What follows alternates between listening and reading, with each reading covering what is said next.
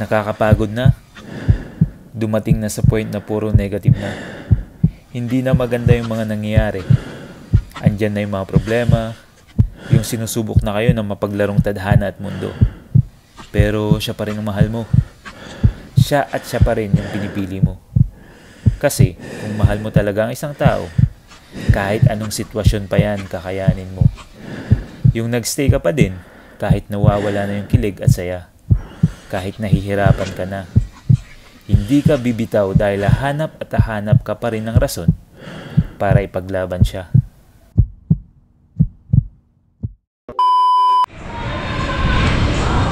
Kamusta mga? I'm your Nomadic. Naglilingkod na rin naman. So, and welcome back to another vlog. And for today's vlog, mag-motovlog tayo ngayon. Feeling motovlog.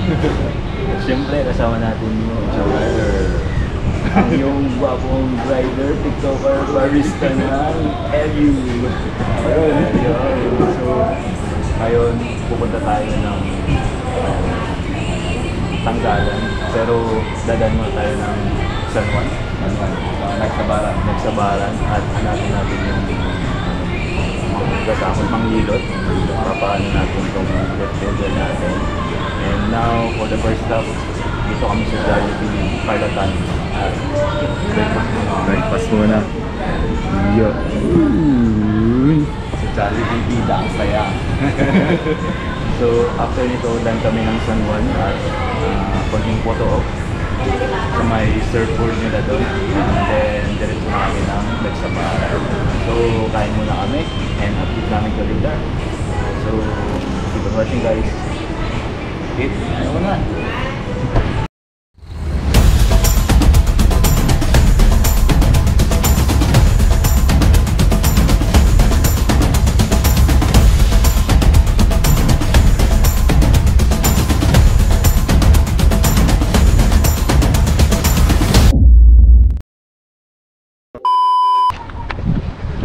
At yun, katapos lang namin mag-photo op dito sa famous landmark ng Orbis Tondo.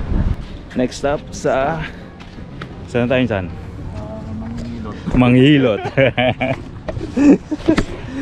Natin yung sikat na manghilot. So, apakainit. Apakainit mga Juan. Kaya namin ang init. Ang init. Hot. We're so hot. I was looking like a fool when I met ya, all covered up in the dirt from my past. So insecure by myself when I met ya.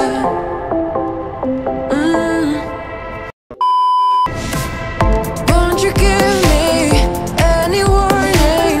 I've been thinking about you day and night and day and night. To be honest, I just don't know what to do next. And yun, nahanap namin yung manggagamot. And tapos tayo. Sabi nila 1 week na gamutan. Sana bumalik sa dali.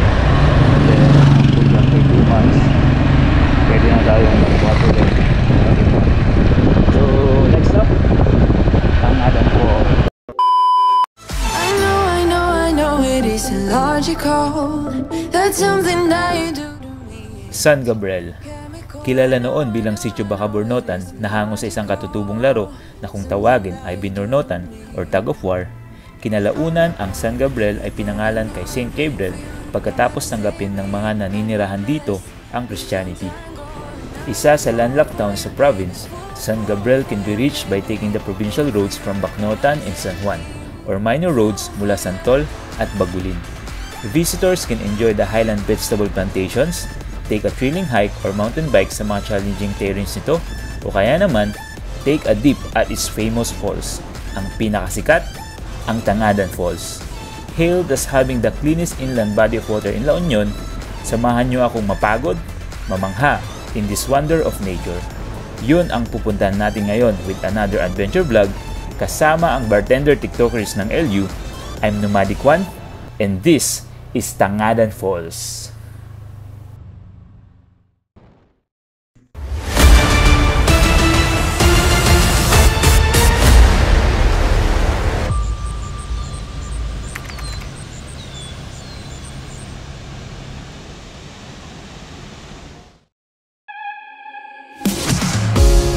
silent now, we don't say a word. We're just looking at each other. Tears in our eyes from the words we say. Mula sa town proper ng San Gabriel, there are two options para makarating sa Tangadan Falls. Isang mahirap at isang madali. The easier route is by taking a 30-minute motorbike ride to the trailhead and approximately 10 minutes of descending trek papunta sa waterfalls. Dito, hindi mo kailangan ng tour guide. The not so easy route naman ay isang oras ng trekking from Barangay Duplas of San Juan, boundary of San Gabriel. Dito kailangan mo ng tour guide lalo na kung first timer ka. The rate is 500 pesos for a group of 1 to 5 person. Parang pag-ibig. Minsan, kailangan mong mamili. Sa madali, pero hindi ka masaya, o sa mahirap, pero alam mong dun ka sasaya. Sometimes, you just need the guts to fight for the one you love.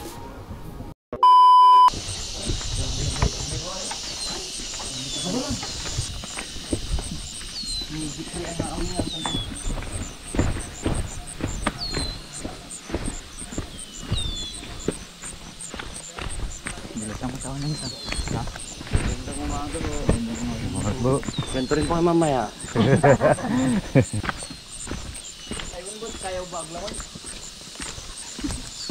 Iyon mga wan. Very challenging ang daan mga wan. So medyo mahirap pala yung pumunta dito. Parang tapalan lang din, medyo matarik. Pero natatarik ato niya. Mas matarik to. Mas matarik yung papunta dito. Tapos medyo malayo. Then meron yung part na kailangan iwan yung motor then maglalakad.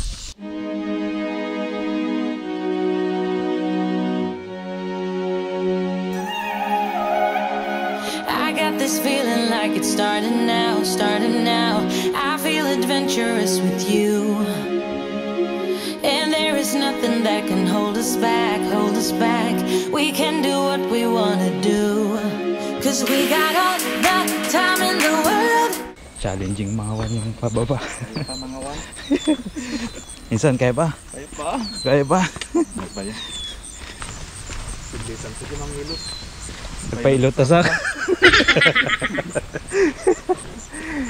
For better or worse, we should stay together. So let's stay young and in love. We should focus on us forever. So malapit na tayo. Narinig ko na yung voice. Yeah, baby, if you are feeling like I do, we could run away across the ocean. Baby, what you say? We can leave today. Anywhere we'll go, we'll be alright. It's all about you. It's all about you. It's all about you. It's all about you.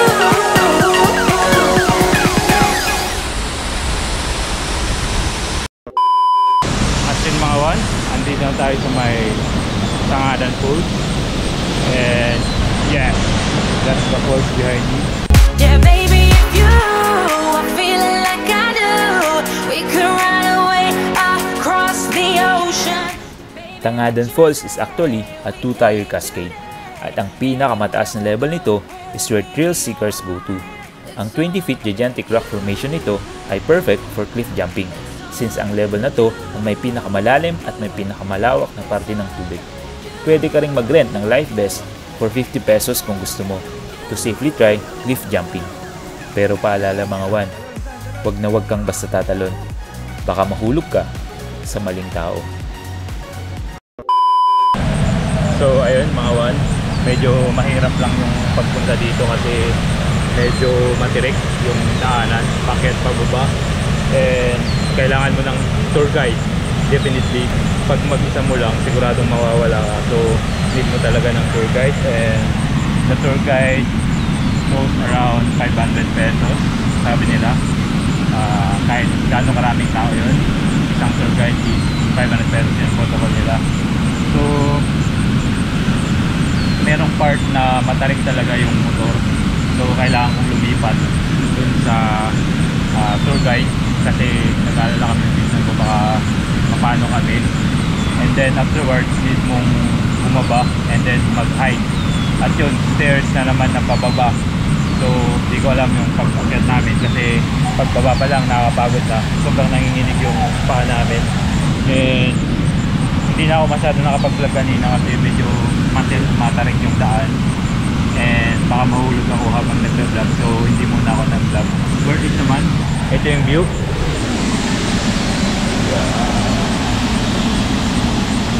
Hindi na ako maliligo, supposed to be maliligo kami ng pinsan ko, pero hindi na kasi nga nagpahilot ako kanina. So sabi nung manggagamot, huwag mo nang magbabasa, dapat pala inunan namin dito bago kami nagpahilot.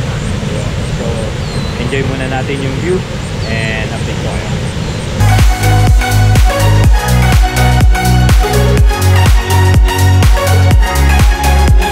Pero alam nyo ba, ang Tangadan Falls ay isa lamang sa at least 10 waterfalls sa bayan ng San Gabriel.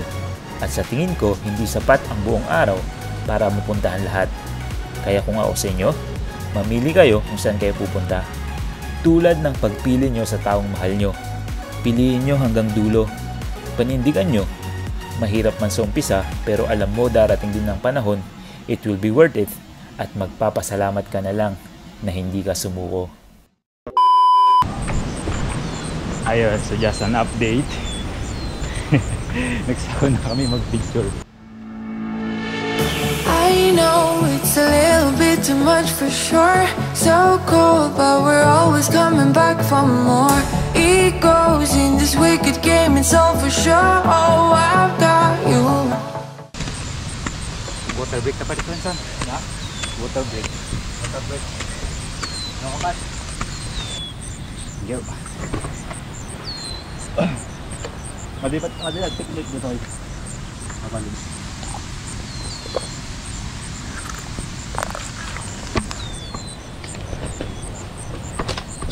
Game.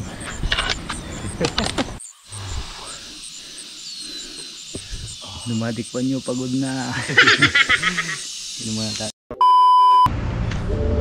And just a quick update, andito na kami sa may Delicious around Binnornutan. Kain muna kami ng lunch kasi anong oras na? 2:33 na. Hindi pa kami nakakain ng lunch at napagod kami dun sa may Tangadan. Yung paakyat, yung pabalik, kailan yun? 374 steps daw. So pag pupunta kayo ng Tangadan Falls, kailangan meron kayong endurance kasi nakakapagod talaga, pero meron namang mga pahingaan doon. Pero yun, kailangan nyo ng endurance. So inantay namin yung lunch namin, order namin for now, and chill muna, then uwi na kami.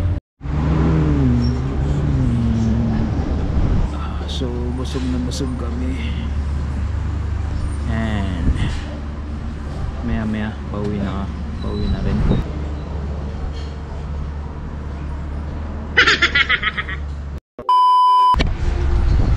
So mga Juan, tatapusin namin yung vlog namin for today.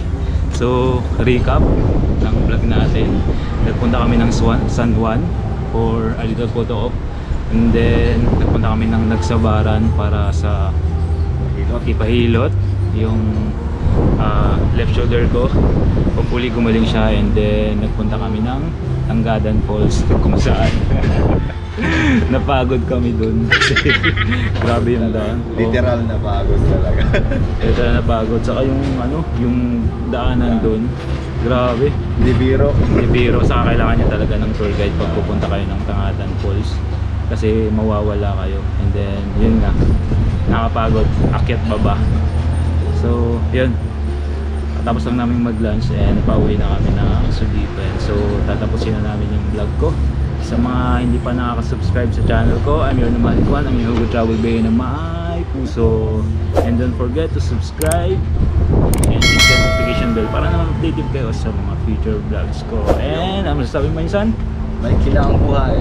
Palagi mo piling maging masaya. Yun. And see you on our next vlog. Explode every time.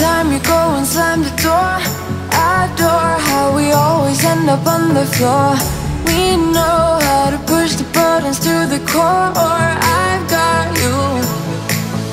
If we think At tulad ng tubig na walang patid na dumadaloy sa Tangadan Falls, kahit sabihin man nila na walang forever, I will stay on your side, even if your days became darker once again. And if you feel that the world and fate are against you, always remember that andito lang ako sa tabi mo, holding your hand tighter, never losing hold, and carrying you through the darkness. You may try to push me away, but heaven knows, I will do anything for you to remember that I am on your side.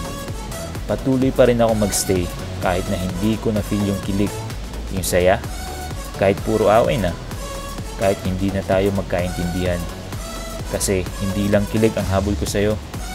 I commit myself to you. I take risk. Kasi alam mo, worth it ka.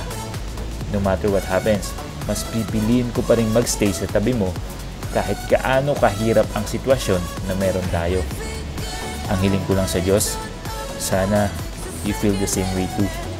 Ipaglalaban mo din ako. Kasi once you fall in love, kakayanin mo lahat-lahat. Yung sakit, selos, sama ng loob, iisipin ng ibang tao sa'yo, ng past mo, and the truth that kahit na masakit na, still, mahal na mahal mo pa rin siya. Because true love never surrendered. It always find a way to understand the pain.